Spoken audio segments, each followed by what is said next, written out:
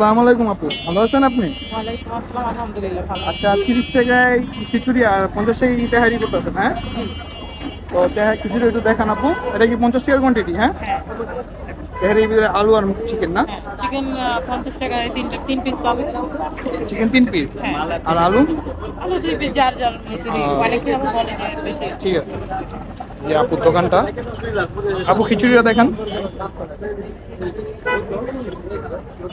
টাকার খিচুড়ি, 30 টাকার খিচুড়ির ভিতরে কি আলু ভর্তা, এটা কি?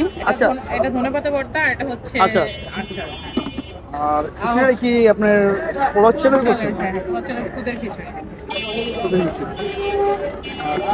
আপুর ওই জায়গায় খিচুড়ি আর তেহারি আছে, অবশ্যই আসার ট্রাই করবেন। এই যে আমাদের কালীগঞ্জ নদীর পাড়ের সাইডে, যে আপু ওই জায়গায় নতুন। আপু কয়দিন ধরে বিক্রি করতেছেন? এক সপ্তাহ। 1 সপ্তাহ না? 1 সপ্তাহ ধরে আপু ওই জায়গায় বসতে আছে। তো আসার অবশ্যই ট্রাই করবেন।